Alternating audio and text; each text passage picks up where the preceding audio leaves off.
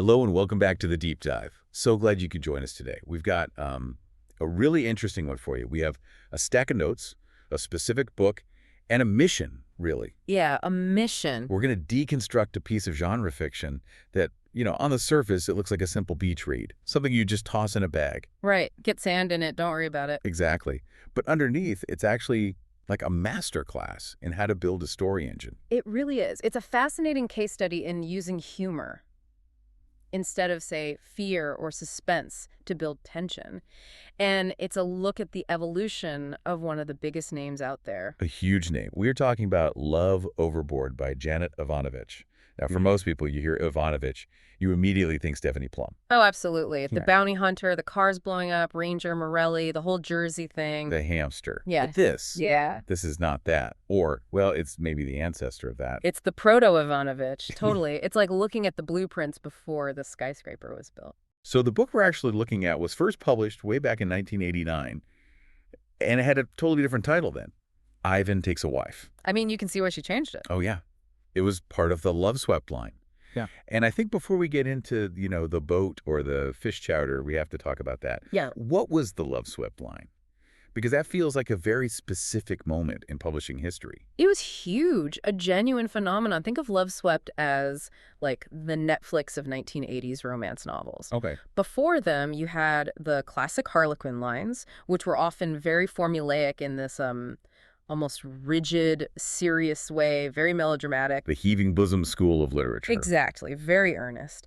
And Love Swept came along and basically said, hey, what if these were funny? What if they were quirky? What if the heroines had, actual careers and personalities beyond just being a damsel in distress? So they were the disruptive startup of the romance world. Totally. They encouraged humor, witty dialogue, and Janet Evanovich really cut her teeth in that whole ecosystem. She was churning these books out, experimenting with her voice, and you can see the DNA of her future blockbusters forming right here. Learning the formula. Yeah, she was learning you can have a romantic hero who is also kind of a goofball and a heroine who's super capable but also a complete mess. So this was her lab. This is where she figured out her style. Precisely.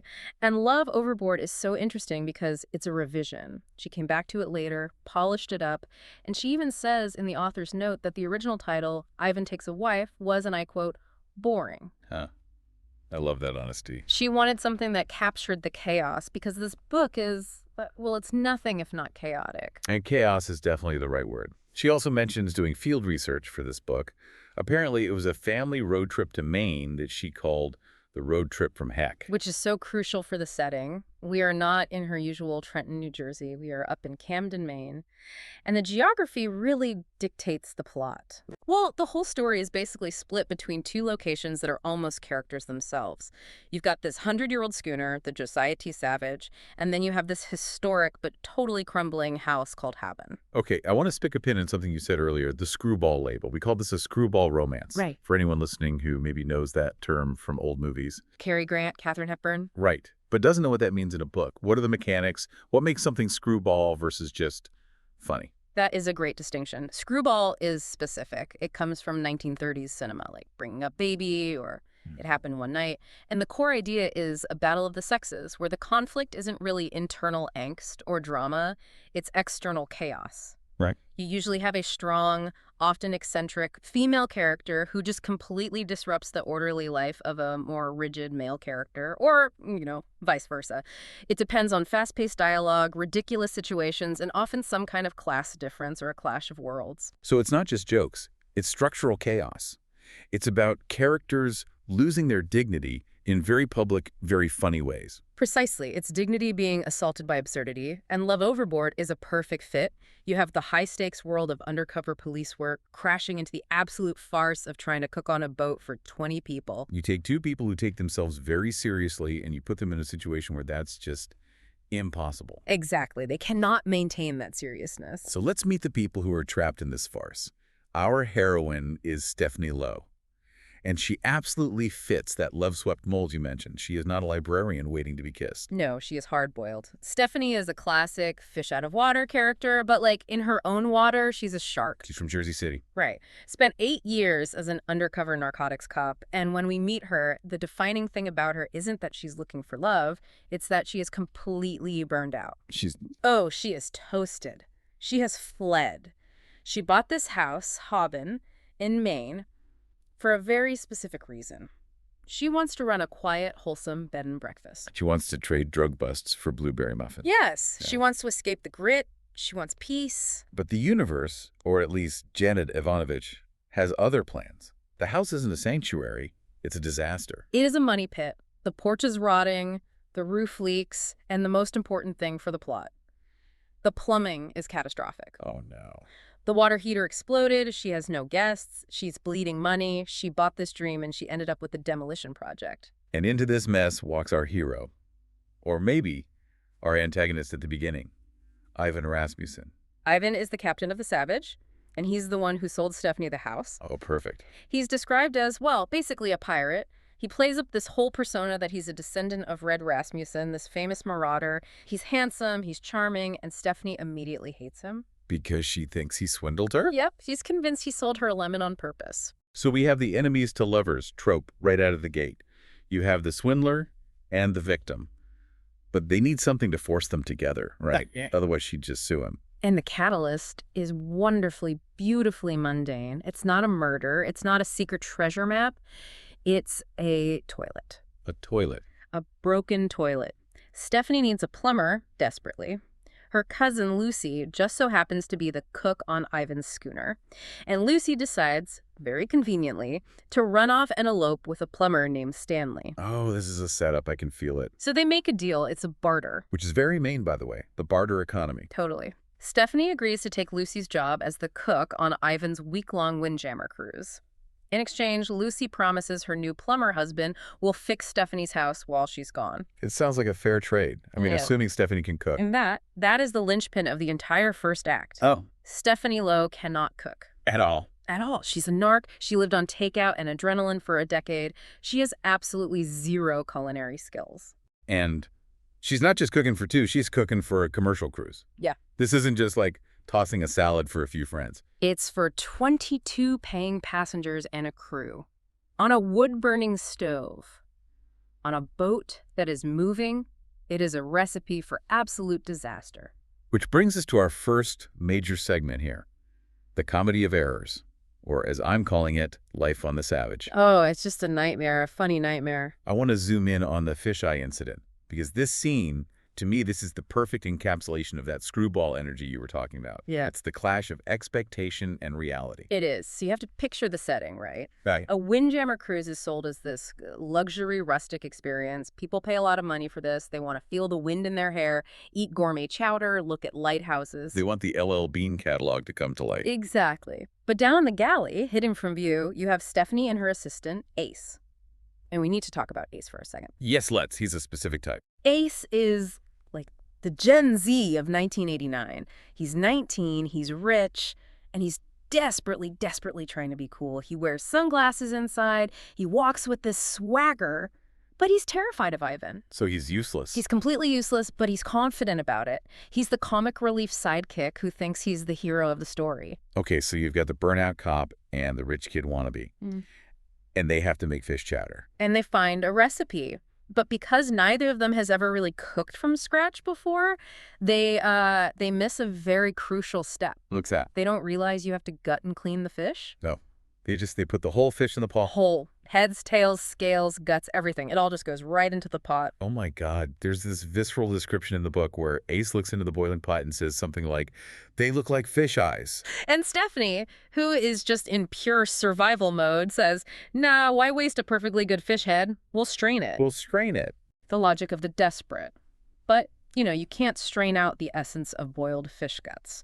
So they serve this chowder. And this is where that incongruity humor just hits perfectly. You have Mrs. Pease. She's the sweet, elderly passenger. She's expecting a lovely meal. She looks into her soup and says, "There's something staring at me in here." It's a horror movie moment inside a romance novel. She finds an eyeball in her soup. An actual eyeball. And Ace, this is his moment to shine. He doesn't apologize. He basically gaslights her.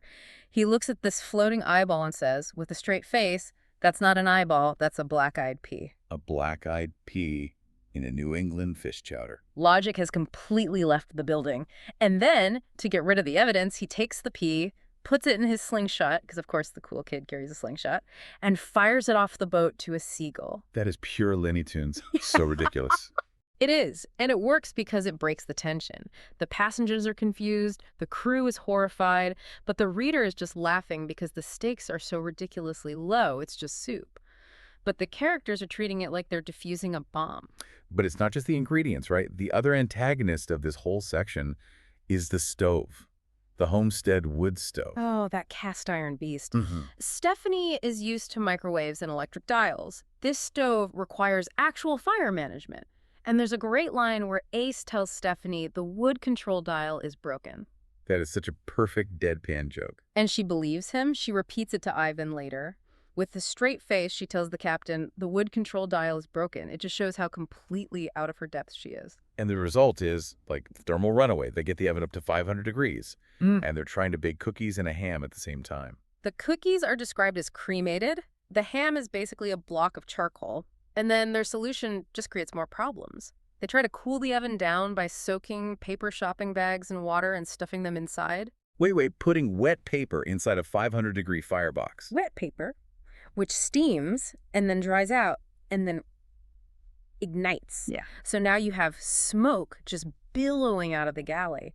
Mrs. Pease is convinced they're all going to burn to a cinder and drown at the same time. So Stephanie is pulling flaming bags out of an oven on a moving ship. It's pure physical comedy. It creates this environment of, like, constant low-stakes peril. It's not the life or death peril she's used to as a cop. It's the peril of, will we get dinner, or will we accidentally poison the guests? And that peril creates proximity. That's a key romance trope, right? Forced proximity. Ivan has to keep coming down to the galley to check on all these disasters. He can't just sail the ship. He has to micromanage the chaos. Yes, and every time he comes down, he sees Stephanie covered in flour or soot or holding a flaming bag. It strips away all the artifice. They just see each other at their most stressed and ridiculous. We mentioned Ace, but we have to bring in the other agent of chaos on this boat.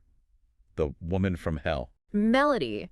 Yeah, this is a great subplot. Mrs. Pease keeps seeing this. Ghoul.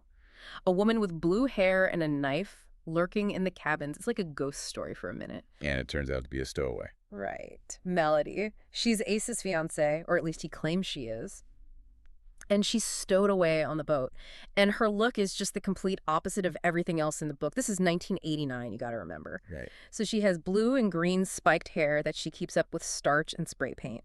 She's pure punk rock in a world of cable knit sweaters and LL Bean boots. She's a visual disruption on this historic schooner. Completely. She steals blueberry pie, which leads to the scene where Ivan and Stephanie find a knife covered in blueberry blood.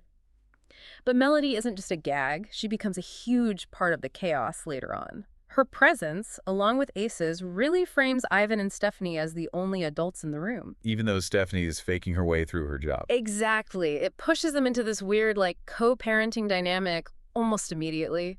That co-parenting dynamic is interesting. It forces them to be a team. But let's peel back the layers here. Underneath the fish eyes and the burnt ham, there's some real character stuff going on. This isn't just a cartoon. Let's unpack Stephanie's trauma. Because burned out is kind of a mild way to put it. It really is. Stephanie is dealing with a very specific kind of trauma recovery.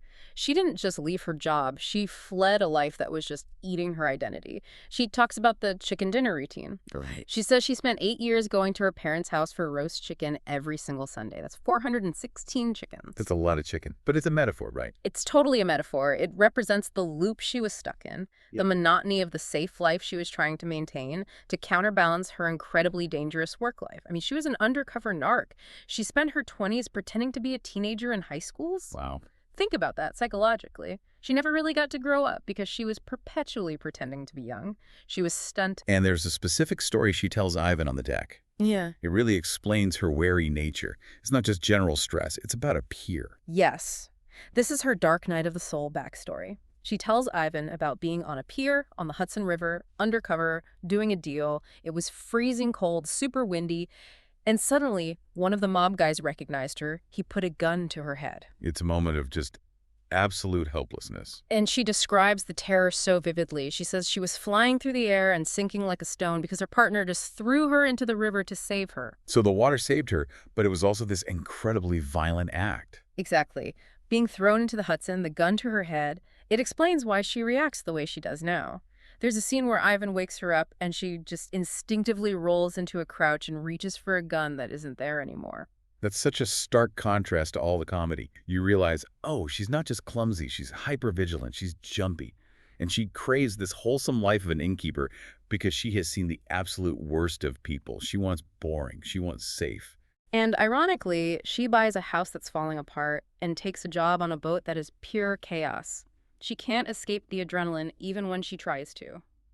It kind of suggests that maybe she's not really cut out for that chicken dinner life she thinks she wants. She wants the idea of peace. But maybe she thrives in the mess. I think so. Now, let's flip it and look at Ivan. Ivan the Terrible. He plays up this pirate myth. He talks about his ancestor, Red Rasmussen. But is he actually a scoundrel?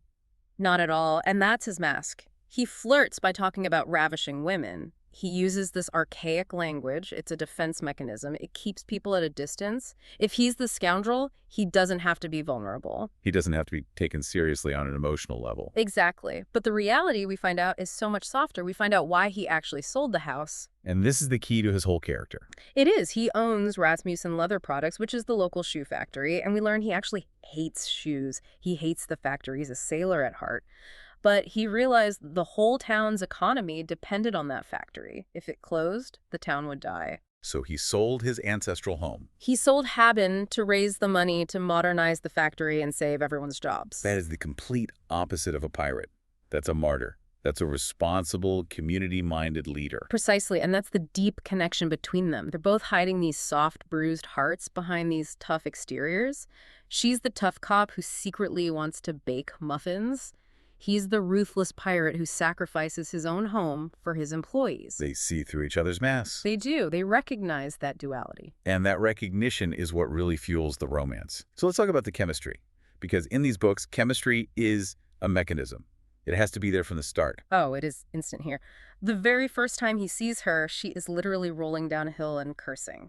And he just smiles. That sets the whole tone. He likes her messiness. He doesn't want a porcelain doll. He wants the woman who rolls down hills. And physically, there's a lot of, let's call it voltage.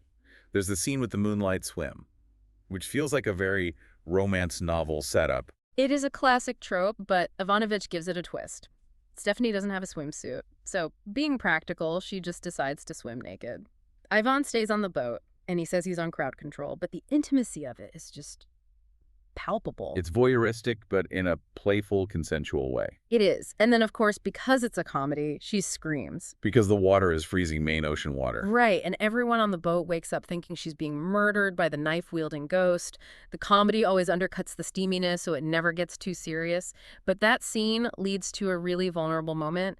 Afterwards, Ivan dries her hair. Which is a very intimate act. It's a tender, domestic act. It shifts the dynamic from just lust to, like, caretaking. It shows he's nurturing. It signals to the reader that he isn't just looking for a fling. There's also a really interesting conversation they have about trust. Stephanie admits something that, for a 1989 romance novel and a 29-year-old heroine, is a bit surprising. She admits she's a virgin. Yeah, that's a tricky plot point. It could easily seem prudish or unrealistic for a vice cop. But the way Evanovich frames it is all psychological. Stephanie explains it wasn't about morality, it was fear. She was just consumed by her job. Right. She put her personal life on hold. She was saving herself out of habit and this deep need for control. She couldn't be vulnerable in a world where she had to be tough all the time. And admitting that to Ivan is a huge step for her. She tells him she's thinking of changing her game plan. It's her way of taking control back. She's saying, I'm ready to live now. And Ivan's reaction is what makes him the hero. He doesn't pressure her, he doesn't make a big deal out of it. He sort of mocks her a little in his pirate way, but he respects the boundary completely. It builds that emotional intimacy. It does. They bond over being outsiders, him in the shoe business, her in the innkeeping business. They're both faking it till they make it. There's a recurring motif in their relationship that I want to point out. It's Stephanie getting wet. It happens constantly. It's basically a running gag. She falls in the Hudson in her backstory. She jumps in the ocean for that swim, and then she gets pushed or falls in again later during an argument on deck. It's symbolic, right? Water strips away your defenses. You can't be dignified when you're soaking wet. And every single time Ivan goes in after her, even when he's fully clothed. That's the hero instinct in action. It is. He can talk a big game about being a pirate, but when she's in the water, he jumps, he ruins his boots, ruins his clothes, doesn't hesitate. It proves he's reliable. And for a woman who has been betrayed by her job, by life. That physical reliability is the ultimate aphrodisiac. He catches her when she falls, literally. Okay, so the cruise ends. They survive the fish eyes and the fire. They return to land. And this is where the whole genre shifts again. We go from nautical adventure to a full-blown Scooby-Doo mystery. We absolutely do. We move to Haben, the house. And Haben, as we said, is a character. It's majestic, but it's crumbling. And almost immediately, these pranks start escalating. But they aren't like funny pranks. They are bizarre. It starts with the toilet again. The toilet is broken beyond repair, which seems like just bad luck at first, but Ivan is immediately suspicious. And then it gets truly, truly weird. We get the corpse. Mr. Koletsa. An embalmed elderly man in a gray suit. He falls out of Stephanie's locked closet. You have to picture this. Stephanie is finally having a romantic moment with Ivan in her bedroom. The closet door is locked. Ivan finds a skeleton key, opens it, and bam, a dead body falls out. And Stephanie, the tough ex-cop, immediately runs to the bathroom and throws up, which is such a human reaction. It's pure shock. But then they come back to the room, and the body is gone. It just disappears. And then later, it reappears. It flies through her window during a storm. It is slapstick horror. This poor man is being used as a prop. And seeing an embalmed corpse crash through your window is terrifying, but it's also just deeply absurd because, as Ivan points out, the guy is already dead. He's not a zombie. He's just cargo. This feels like the movie Gaslight. Someone is trying to make Stephanie think she's going crazy. Or trying to drive her out. And while this is all happening, the house is filling up with ghost hunters. Because Melody, our blue-haired punk rocker from the boat, has followed them. And she's been spreading rumors all over town that the house is haunted by Aunt Tess, the pirate's widow. Melody becomes the agent of chaos at the inn. Stephanie is trying to run a respectable B&B, and Melody is telling the guests that the pork chops come from pigs with broken legs. And that line about the chowder. Oh, yes. She tells the guests that the chowder causes testicles to swell like watermelons. She says this at the dinner table. It is aggressive sabotage. She sets off a stink bomb that clears the entire house of all the paying guests. She terrifies poor Mrs. Platts with stories about the ghost eating cookies. It seems malicious, like she's trying to ruin Stephanie's business. It forces this siege mentality. It's Stephanie and Ivan against the world. They're the only two sane people in this asylum. They end up doing a stakeout in the backyard. Which brings us to the twist. And this is the part that really flips the script on the whole romance setup. Because usually the villain is, what, a jealous ex-girlfriend or a greedy developer who wants the land. Right. But here, they're watching the house. They see a body bag being lowered from the widow's walk. They see Melody and Ace and Lucy, Stephanie's cousin, dragging the body back into the basement. They catch them red-handed. They follow them to this small farmhouse. And who do they find? Melody isn't just some random punk stowaway. Not at all. Yeah. She's Ted Grisham's daughter. And Ted is the foreman at Ivan's shoe factory. Melody is actually a Juilliard graduate who's been playing a part this whole time. She's an actress. And the whole thing, the entire plot, was a conspiracy. A town-wide conspiracy. Yes. The town loves Ivan. They know he sold his home to save their jobs. And they felt incredibly guilty that he was living on a boat while this stranger from New Jersey was living in his ancestral home. So they decided to fix it. But not by driving Stephanie out. No, and that is the genius of it. They didn't want to hurt Stephanie. They wanted Stephanie and Ivan to get married. They were playing matchmaker. Aggressive criminal matchmaking. They figured if they could just get Stephanie and Ivan together, Ivan could move back into Haben as her husband. It's a win-win in their minds. So Lucy faked her own wedding just to force Stephanie onto the boat. The forced proximity engineered by the cousin. And all the pranks at the house. They borrowed a cadaver Mr. Koletsa from a friend at a local funeral home to scare away the paying guests. If Stephanie couldn't make any money, she would have to rely on Ivan for help. They broke the toilet so she'd need him. They scared away the guests so she'd need him as a renter. They manufactured a situation where Stephanie had to lean on him. It's gaslighting for love. It's completely insane. I mean, in the real world, this is so many felonies. So many. Breaking and entering, abuse of a corpse, fraud. But in the logic of this screwball universe, it's an act of communal love.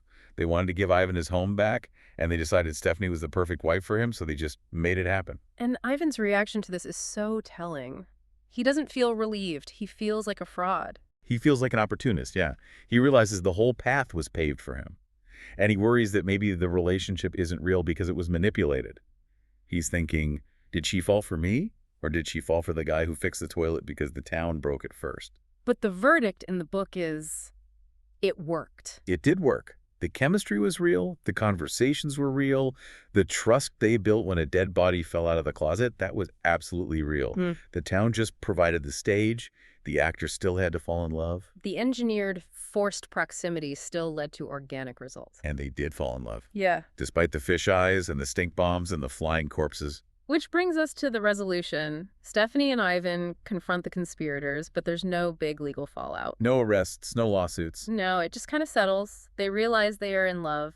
Ivan proposes. And not in some grand, romantic, candlelit way. No, he proposes in the cabin on the boat, practically while she's spilling coffee on herself. He just says, I love you, Steph, and I want to marry you. It's blunt, it's direct, it's perfect for them. So let's step back for a second. We've gone through the whole crazy plot. What's the deeper takeaway from Love Overboard, beyond the laughs? I think it's a story about found family in the most extreme sense you can imagine. Stephanie leaves her biological family, those 416 chicken dinners, to find a new life. And she finds it. But her new family is not the quiet, wholesome picture she imagined. No, her new family includes a Juilliard-trained punk rocker who throws stink bombs, a cousin who fakes weddings, a whole town of shoemakers who steal corpses, and a pirate captain who secretly hates shoes. It suggests the community is messy, extremely messy, and that sometimes meddling is actually an act of love. The town meddled on this massive scale because they cared so much about Ivan, and in the process, they ended up caring about Stephanie too. They just adopted her into their madness. It's a great reminder that love isn't just about two people staring into each other's eyes on a beach. It's about dealing with the leaky roof and the crazy relatives and the burnt dinner together. Exactly. In the Evanovich world, love is loud. It probably involves something burning in the oven. It definitely involves arguing and then forgiving someone for being completely insane. But at the end of the day, you're both on the same boat, heading in the same direction. And hopefully you remembered to take the heads off the fish first. Hopefully. But if not, you just call it a rustic garnish and move on. That's a wrap on Love Overboard. A wild ride. And honestly, it makes me appreciate my own working toilet a lot more. And my microwave. Yeah. For sure. Thanks for listening to the deep dive. We'll leave you with this final thought. If your neighbors seem a little too interested in your love life, maybe check your closets. You never know what or who might fall out. See you next time.